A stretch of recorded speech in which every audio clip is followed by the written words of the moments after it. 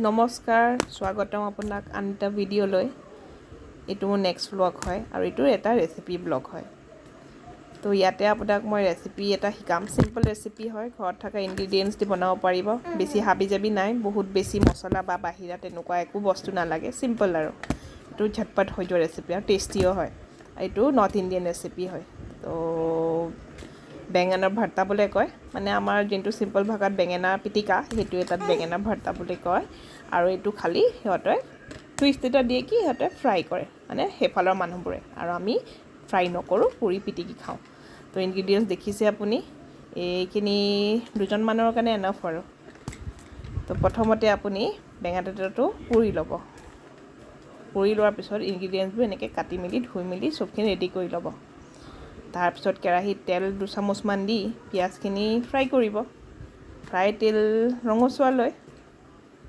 তাৰপিছত মই মানে ভিডিঅ'টোত দিলোঁ ঠিকেই কিন্তু তেলৰ যোনটো মাত্ৰা সেইটো দেখুৱাব নহ'ল মানে মই ৰেকৰ্ডিং অন কৰিবই পাহৰিলোঁ প্ৰথম বনাইছোঁতো অলপমান ভুল হয় আৰু তাৰপিছত জলকীয়া এড কৰিব তাৰপিছত আপুনি টমেটোখিনি এড কৰি দিব বিলাহী যি দুটা আপুনি ধুই কাটি লৈছিলে সেই দুটা এড কৰি দিলে হ'ল তাৰপিছত ফ্ৰাই কৰিব ফ্ৰাই কৰি ধুনীয়াকৈ যেতিয়া মুজিব মানে বস্তুটো যেতিয়া কমপ্লিট হ'ব বনোৱা হ'ব আৰু তাৰপিছত আপুনি অকণমান নিমখ অকণমান হালধি দিব এচামুচ নিমখ আৰু হালধি মানে জোখমতে আৰু কম বেছি খোৱা পৰিমাণ আপোনালোকৰ হিচাপমতে আপোনালোকে এইটো এডজাষ্ট কৰি ল'ব হালধিটোৰ কালাৰৰ কাৰণে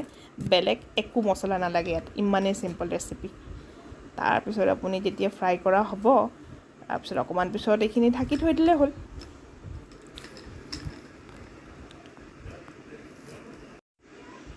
তাৰপিছত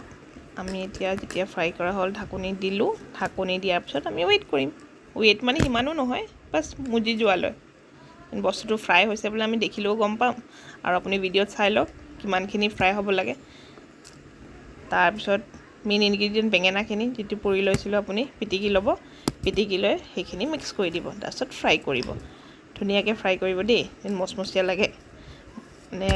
এইটো আপোনাৰ হিচাপমতে আপুনি ফ্ৰাই কৰিলেও আপুনি কেনেকুৱা খায় বেছি মচমচীয়া খায় নে চিম্পল খায় তাৰপিছত চাওক কি ধুনীয়া হৈ গ'ল ৰেডি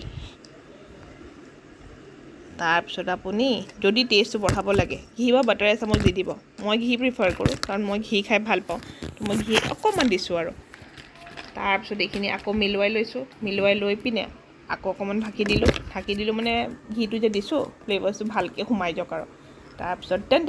আমাৰ ডিছ ৰেডি হৈ গ'ল ইমান চিম্পল দেখিলে অকণমান সময়তে ইমান ধুনীয়া ৰেচিপি এটা হৈ গ'ল না মছলা লাগিলে না কিবা বেলেগ বস্তু বাছ চিম্পল ৰেচিপি ঘৰত থকা বস্তু দি বনাই দিলোঁ পটককৈ এইটো প্ৰেজেণ্টেশ্যন কেনেকুৱা লাগিল জনাব দেই